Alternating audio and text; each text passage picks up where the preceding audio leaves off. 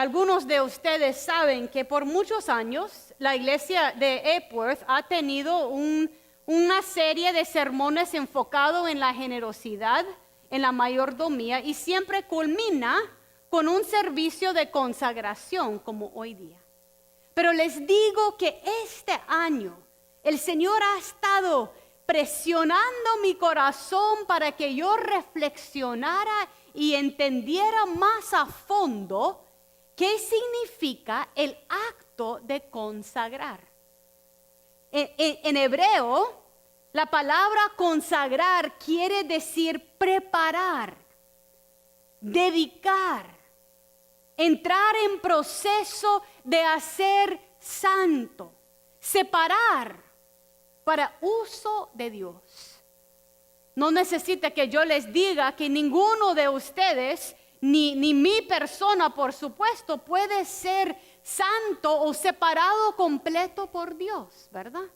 Siempre hay influencias en nuestras vidas que entran en nuestras decisiones que a veces no son de Dios. Pero hay algo que encontramos en los textos del Antiguo Testamento, momentos en que el Señor está diciendo a su pueblo: prepárense, purifícanse y conságranse.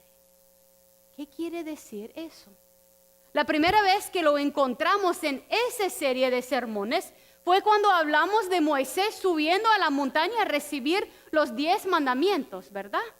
Y se acuerda que en Éxodo 19 encontramos que el Señor le dijo a Moisés que no solamente él como sacerdote debía de consagrarse, pero que el pueblo de Israel debía de prepararse y consagrarse para recibir el nuevo pacto que el Señor estaba preparando en tu vida.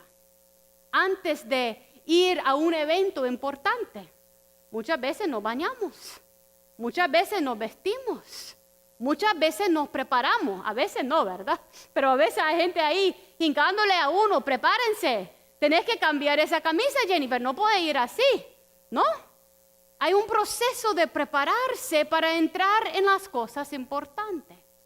El Señor, nuestro Dios, está diciendo lo mismo en Éxodo 19. No entra en una etapa nueva de tu vida sin prepararse. Y mucho menos no entra en algo tan difícil como cruzar el río Jordán sin prepararse y consagrarse. ¿Cuántas veces sentimos que Dios nos llama a algo y vamos corriendo sin tener un periodo de preparación y de consagración? Lo otro interesante de esa palabra de consagrar o de separarnos es que se usa en muchos contextos. Yo nunca había puesto a pensar eso, pero cuando el Señor nuestro Dios crea el mundo en 6 días, ¿qué hace en el séptimo día? Él descansa. De allí tomamos los términos de sabático, de sabat. Pero lo interesante es que Dios no necesita descansar, ¿verdad? Dios se cansa. No, nuestro Dios no necesita descansar. Pero Dios separa el séptimo día, dándonos a nosotros el modelo de cómo debemos de separar nosotros un día. ¿Para qué cosa? Para estar con Él. No solamente descansar, pero separar un día para poder crecer en nuestro andar con Dios. Es lo mismo cuando hablamos de diezmar. El concepto de diezmar, que viene primero del Antiguo Testamento, es literalmente de separar el primer 10% de nuestra ganancia, lo mejor y lo primero, separarlo para Dios. Porque Dios no necesita dinero y Dios no necesita descanso. Lo que Dios invita a nosotros a hacer es separar parte de nuestro ser para crecer en nuestra relación con Él. Lo mismo nuestros corazones.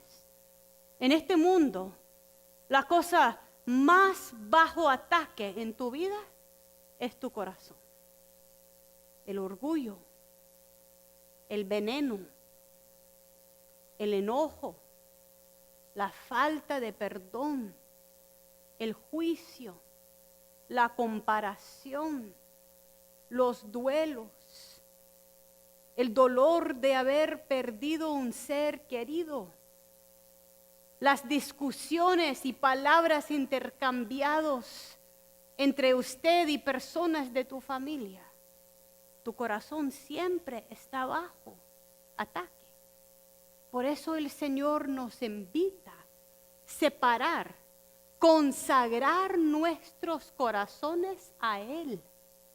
Porque solamente separado por el Señor pueden estar lo suficientemente seguros para sanarse, para crecer, para cambiar.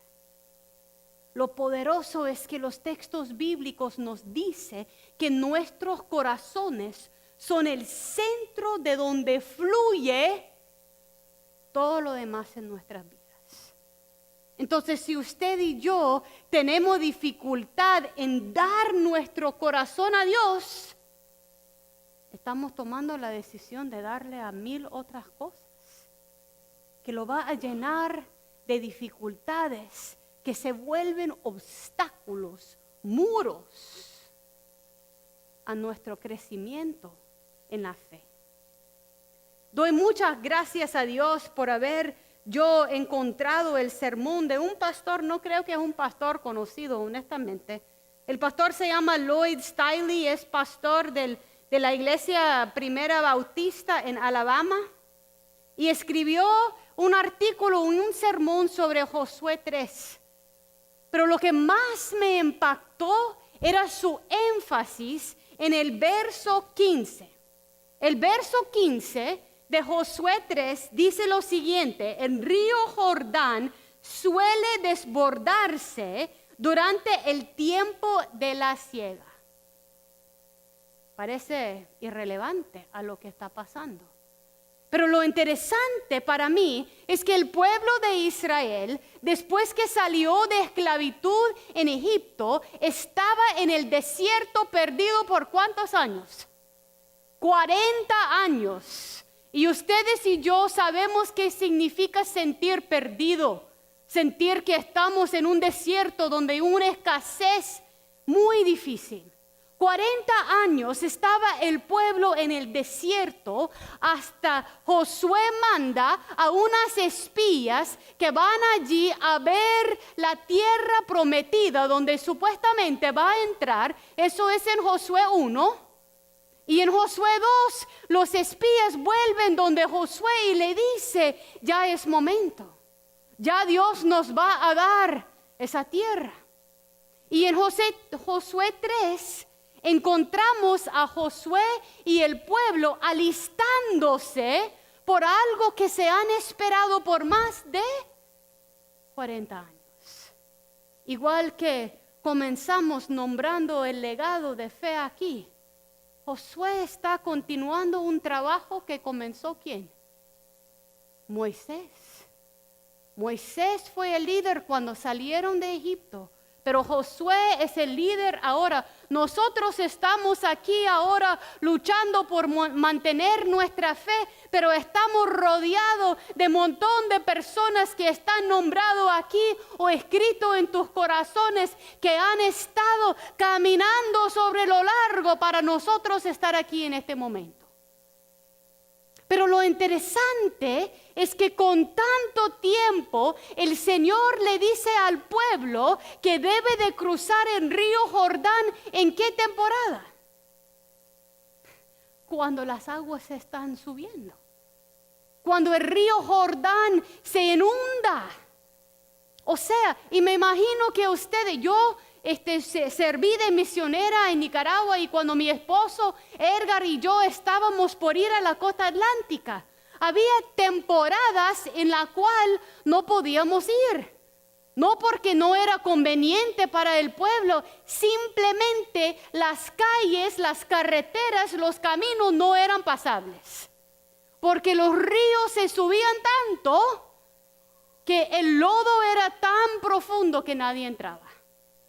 Aquí cuando uno vive en un país más desarrollado, como que pierde esos ciclos de la naturaleza. Pero en esa temporada el pueblo de Israel está por cruzar el río Jordán. Precisamente el Señor les manda en el momento que el río se pone más hondo y más ancho. Y uno dice, Señor, ¿por qué? Señor, ¿por qué me pide mover ahora que el agua es más ancha, más profunda y más ancha? Los lados del río Jordán tienen arbustos. Y si sabe, cuando algo se inunde y hay arbustos, se vuelven como bejuco. Le dicen en Nicaragua que cuando uno está cruzando un río bien se enreda tu pie y te ahogas. ¿No? Es precisamente el momento que el Señor le pide al pueblo cruzar. Y yo creo que allí hay algo espiritual para nosotros. Porque muchas veces cuando estamos por pasar a una etapa nueva, a una promesa nueva, es el momento cuando las aguas son más profundas, más anchas y más fuertes. Y el Señor nuestro Dios dice, ahora te va a mover. Y si vamos al texto de Josué 3, es interesante porque cuando las espías le dan esa información es por la mañana. Muy temprano Josué y todos los hijos de Israel se levantaron y partieron. Y dice ese pastor que la distancia de donde estaban hacia el río de Jordán era un par de millas nada más. Bien llegaban saliendo de la mañana, bien llegaban en la noche. Pero al llegar ven a ese río crecido enormemente. ¿Cuántas veces en tu vida has sentido que Dios tiene promesa para vos, pero el río es muy, muy hondo y muy ancho? Y más que eso, no es solamente una persona, no es que podemos como pueblo de Israel, dice, mire Marcela, usted es más rápida y más capaz que yo. Usted cruza el río y me tira algo al otro lado. No, tenemos que cruzar todos juntos, los niños. Las personas mayores, todo el pueblo cruza a la misma vez. Entonces llegan allí, pasan 3 días y los oficiales allí adentro del pueblo de Israel comienzan a decir al pueblo cuando vean los sacerdotes llevar el arca del pacto del Señor. Nosotros vivimos en la temporada después de Cristo. El Espíritu de Dios está accesible a cada uno de nosotros todo el tiempo. Pero para la gente, el pueblo de Israel, literalmente en el arca del pacto es que llevaba la presencia de Dios. Entonces les dice al pueblo, ustedes no se muevan hasta que los sacerdotes se levantan, van con el arca y ustedes se mueven detrás. ¿Cuántas veces en tu vida has comenzado a caminar cuando el Señor todavía no se ha movido? Y usted va delante del Señor y el Señor dice, ¿por qué no me esperaste? Yo sé el momento adecuado cuando te debes de mover. ¿Y dónde y en qué parte debes de cruzar?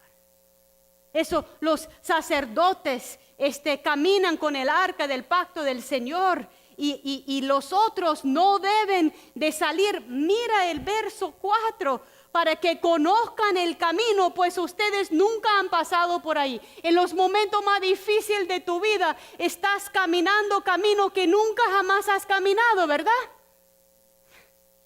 Por eso necesitamos la presencia de Dios adelante.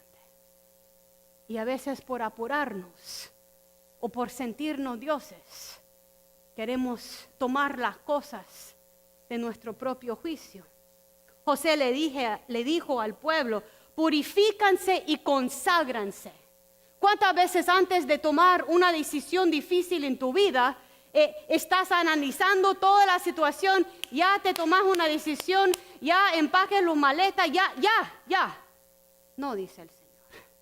Purifíquense y conságrense.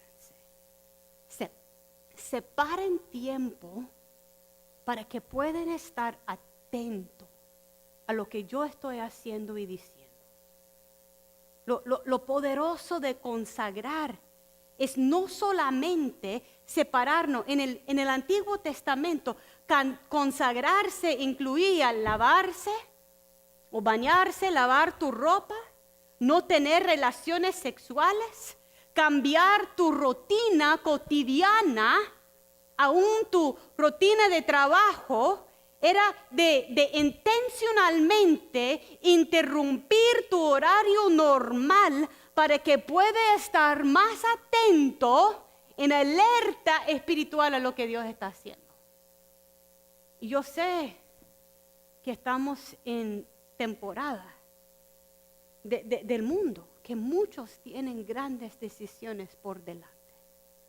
Así que prepárense, conságranse, purifícanse y dase el tiempo de escuchar la voz de Dios antes de mover. Después de consagrarse, Josué llamó a los sacerdotes, les dijo que tomaron el arca del pacto y que crucen el río. Y cuando lleguen allí y los sacerdotes ponen su pie en el agua, ¿qué le pasa al agua? Se separa. Y dice que forma un muro. ¿En qué otro momento de la historia había un muro de agua? Moisés. Porque a veces nosotros estamos tan impactados por nuestra propia vida que nos olvidamos que Dios ha sido fiel antes. Que este no es el primer río que hay que cruzar. Que literalmente el pueblo de Israel tenía que cruzar el Mar Rojo, y cuando Moisés puso su vara allí, ¿qué pasó? Se separó. Y cuando los sacerdotes ponen sus pies en el agua, se separa. Lo otro poderoso del texto, tal vez algunos de ustedes saben que a mí me encanta pescar, pero no pescar en lago y con bote. A mí me gusta pescar en el río. Me gusta pescar en el río, pero lo interesante de ese texto es que Dios le dice a los sacerdotes: cuando ustedes entran al agua, párense, quédense quietos. ¿Cuántas veces cuando hay un obstáculo enfrente, nosotros comenzamos a tirar patadas, a usar toda nuestra fuerza? El Señor dice: simplemente te dije, entra en el agua y quédese ahí parado. Y espera que yo voy a trabajar. Y espera que yo voy a trabajar. Como mujer que me gusta pescar, la cosa más difícil en el río es quedarse quieto parado. Porque la corriente te lleva. Si está caminando con la corriente a tu espalda, te está empujando, que apure. Si está caminando de frente con la corriente viniendo, hay una resistencia fuerte. Así que pararse y no moverse es la cosa más dura. El Señor le dice a los sacerdotes: párense en medio del agua. Y al pararse no solamente se parten el agua, pero literalmente se pone en seco para que la gente pueda cruzar. Hoy día estamos por consagrar nuestras vidas al Señor. Pero la consagración se hace sabiendo que estamos enfrentando obstáculos que parecen imposibles. Levanta la mano si hay un obstáculo que te parece imposible en tu vida. Yo creo que toditos lo tienen. Lo tenemos, ¿no? Solo unos dos. Otra vez. ¿Quién tiene obstáculos imposibles? ¿Verdad? Julia, yo sé con 4 manos. Sí. Es el momento que el Señor te invita a recordar de su fidelidad y de hacer tu parte en consagrarte. Entonces ahora, después del sermón, cada quien tiene un corazón. Allí yo quiero primero que escribe tu nombre en el corazón. Tu nombre en ese corazón significa que el Señor, tu Dios, tiene tu nombre escrito en la palma de su mano. Que no hay nada en tu vida que el Señor no sabe. Y que no te podés perder del amor de Dios. Y cuando vienen aquí al frente, cada quien es invitado a colgar su corazón ahí, como un acta de dar tu corazón a Dios. Porque el mundo no es seguro darle el corazón de uno. Uno quiere tu corazón en las manos de Dios. Segundo, yo quiero que tomen ese papelito de muro. Porque parte del proceso de consagración no es solamente separar tiempo, y eso es muy importante. Es reconocer las cosas en tu vida que te has separado de Dios. El pecado no es un acto malo o las cosas malas que hacemos. El pecado son las cosas que nos separan de Dios. ¿Cuáles son las cosas en tu vida que te separan del Señor? ¿Cuáles son los obstáculos que parecen tan grandes, tan profundos, que no puedes avanzar? Quiero que lo escribe acá. Después del culto lo vamos a doblar y mi esposo y otros tienen afuera una fogata y ahí lo vamos a dejar. Porque lo que es imposible para usted y para mí no es imposible nunca para Dios. Que Dios puede quemar los obstáculos en nuestras vidas. Y de último, si usted es parte de la congregación de Epworth y está listo para eso, nosotros estamos recibiendo y consagrando las promesas financieras. Eso es lo que usted se separa en el 2023 de tu dinero para darle al Señor. Si usted es nuevo y no tiene mucho tiempo de caminar con él, pues eso es algo que pedimos de la gente que son parte, ¿no? Cada quien lo puede hacer, pero es parte de nuestro separar nuestros recursos para el Señor. Y mientras vengan, yo quiero que tengan tiempo de orar y pensar con Dios en lo que Dios está haciendo en tu vida.